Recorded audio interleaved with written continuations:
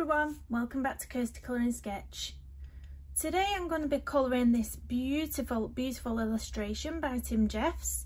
As you can see, it's a lovely little sloth.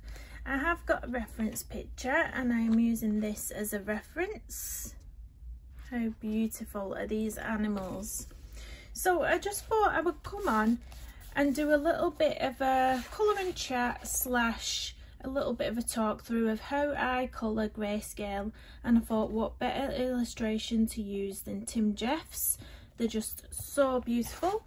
If you're not familiar with timjeffs books, these are the hardback book collection published by Pomegranate called The Intricate Ink Animals in Detail, and these ones are available on Amazon. Now this one is the very first Intricate Ink book that I released, and this one has 50 illustrations. The books that followed have 25 illustrations, so if you want a bargain, go for the first one and you're getting lots more illustrations than this one. So as you can see, he likes to black out the backgrounds in these books, and I just love that as well. And as you can see with the Greyscale, he puts lots of details into these illustrations. You can see every hair stroke, every area that you would be putting darker shadows. Just, it's so simple. I think I was intimidated by Greyscale when I first started colouring, but I think once you do that very first image, you realise, what was I scared of? Why was I so intimidated? Because it is really easy. And when you've put all the colour in, when you've filled it in, it also looks so amazing. It looks awesome. So I'm going to colour this with you today. I'm going to use the Tombow Orangutans because I just don't feel like they get enough airtime. So I'll just show you the swatches of the Orangutans. I will just zoom out a little bit. I'll pull you out a little bit for this one. So these are the range of colours. The volume 1, 2, 3 and 4. 5 and 6, and then I don't have the volumes 7, 8 and 9. I'm yet to order those ones, but I have just ruled the lines out so that when I do get them, I can swatch those out as well. So I'm going to be using these 3 sets of Orangutans. I'll pop my swatch book out the way and we'll zoom you back in, pop you back up, and hope my camera stays in position. Let's move this over a little bit. So I chose the sloth because I won't have to switch out my colours too many times, hopefully. As you can see on this reference picture, he is mainly brown. Browns, blacks, bit of beige and cream, maybe. So I'm going to find some colours and we'll get going. So I've picked my colours out, and firstly I'm going to go in with a base layer all over the entire sloth. So looking at the reference picture, I'm going to pick out the lightest colour, which is sort of this colour around its eye and this colour here. So for this I have picked out the cork shade, which I think is the closest match in this set of pencils, and I am just really lightly, because the Orangutans work best when you're doing light layers. So I'm going to very lightly, and it might not even pick up on camera very much, but I'm going to really lightly cover the whole of the sloth in this cork shade. And that's what I like to do. I like to start off with the lightest shades, because the majority of the time you can just put a full base down. Sometimes it doesn't work out like that if you've got an animal with lots of different colours in it, but the majority of the time I feel like this works. These pencils are just awesome for animal colouring, for hair, on portrait images, because they hold their point. They're a hard-leaded pencil. That's why a lot of people don't like these pencils, because they are quite hard. but for Tim Jeffs illustrations, the animals, the fur, they are absolutely amazing. They're the perfect pencil for this job. So in Tim Jeffs books, you'll find a whole host of endangered animals. He likes to illustrate endangered animals, bring awareness. So he does give the names of the animals in the front of these books and their status. So it's really informative as well as fun. And obviously I will link in the description of this video the links to these books. But as well as the intricate inks, he also has different ones available, which I'll link those to as well. And if you prefer to print them off on your own paper, he also has PDF books. So I'm going to be careful on his face, and I am going to go in really, make sure that I'm staying really light on the face. We don't want any harsh lines around here.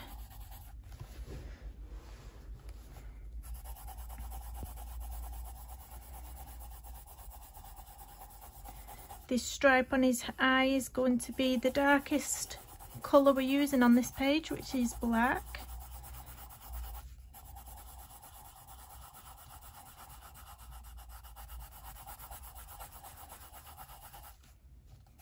So you can see he's getting this base coat all over him now. Really cute.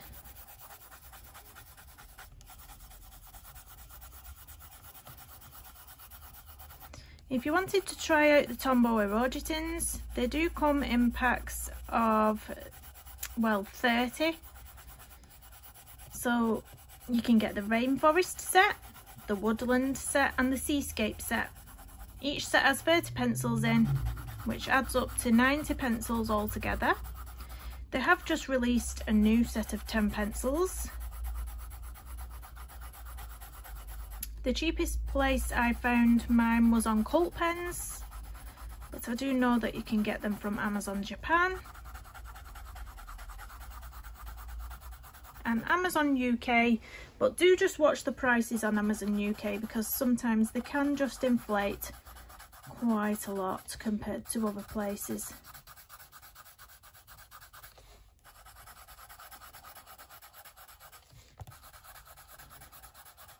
Getting a nice base down now. Just going to get all these little teeny tiny little hair strokes here and base those as well. We don't want to miss any little section.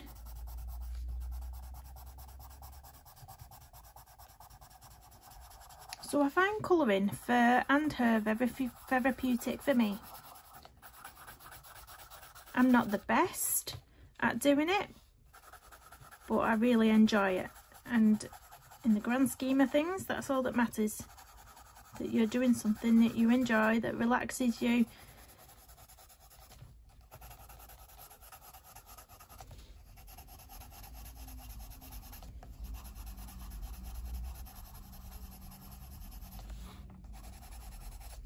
So I'm just trying to go in the same way as the strokes as well. Do try and do that where you're going in the same direction as the hair strokes. You'll get a nicer effect, especially when you start laying down the darker colours. Make sure that you're going in the right direction.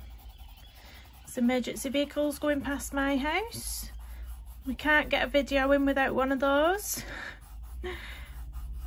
I think that's going to be my signature on my videos, emergency vehicles. So I'm just swinging it to and from. It's got a really nice direction of hair going there.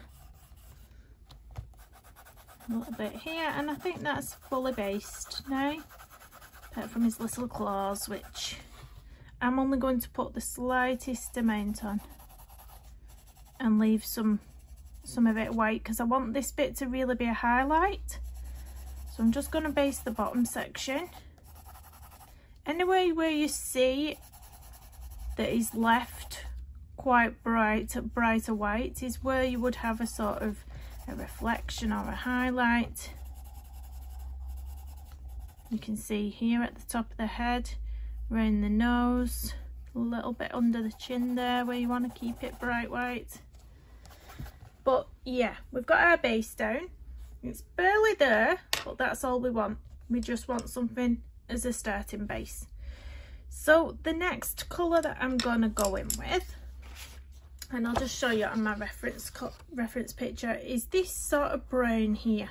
So you can see there's some just under the neck, some a little bit under the chin, and all on his chest area here. So for this, I've found this to be the closest match, which is the chestnut brown, and I'm going to use that. And because we're going in with a deeper colour now, I'm going to follow the direction of the hair strokes, and I'm going to be quite careful with it. So let's get into this. So I'm going to do a tiny bit round his face here.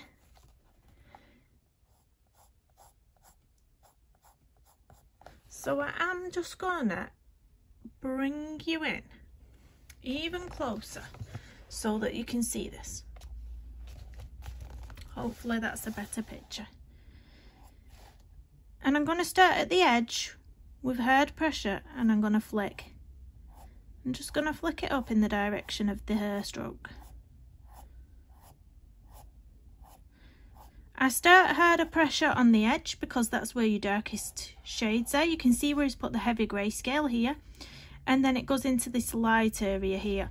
So if you start on the darkest bit with your heavy pressure, you're lifting off towards that light because you don't want to start off deep there. You want it to blend out into the lighter colours. And it's so therapeutic. So very therapeutic, I love it.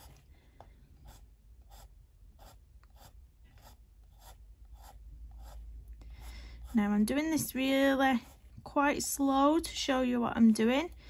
But normally if I'm colouring by myself, I do go in quickly. Go at your own pace. Sometimes I will just go like this, really quickly. But for the purpose of this video, you know, I will slow it down for you. So normally it doesn't take me too long. But it all is about layering with hair strokes as well. Get all the different tones in. Try and use quite a few different shades of pencil. And that's how your images are going to turn out. Really realistic looking. You can do layer upon layer. I can go in with this colour, then I can use another colour over the top, and then back in with this colour again. So you're layering it and layering it. So enough about layers. But you can see there how already just following those hair strokes, you can see it coming together. Now I'm just going to do up to here, and then the following bit is going to be lighter shades down there. So we're still in shot, are we? Let's just lift it up a bit so we don't go off the edge of the camera.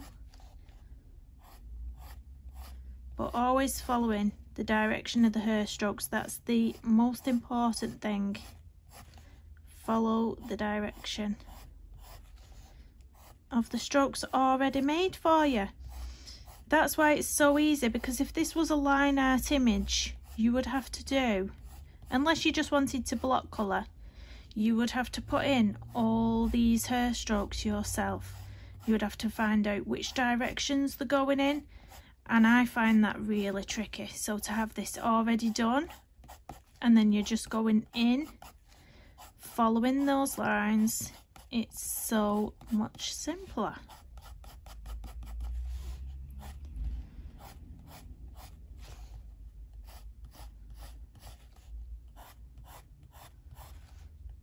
So you can see,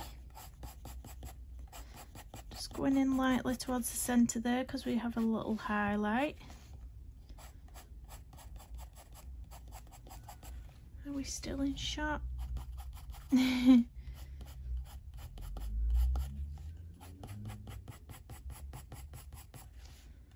can't help but pick up the pace. That's what I'm like with her strokes.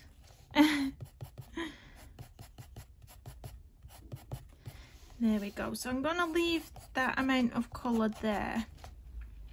And then we're going to go in around this area here, which again, you can see it's the darkest colour here because of the deepness of the grayscale. So I will just turn it around a little bit because I don't want my hand to be in the way when I'm doing this, so that you can see. So these strokes are going like a rainbow, like this way. So I'm going to go in with a really hard pressure here where it is dark, because you're following the guide of how dark the grayscale is. So it's really dark in this corner. So I'm going to press really harshly. Then as we come down, you can see the grayscale gets slightly lighter. So I will just release pressure on that pencil a little bit, but still having quite a firm pressure because it's still quite dark grayscale. You can see it's light just here, so I'm going to start with a hard pressure over this side and flick it over so that it's fading into that centre. And again with this side, pressing on harder here so it's fading into the centre where it's lighter. And that's all it is basically. You've got to have some patience. But like I say, I really enjoy it. I find it really therapeutic to do this. But patience, layers, lots of different tones. Pay attention to your reference images. I find that having a reference at the side of me really helps a lot. So if we just turn it round, and I will zoom out.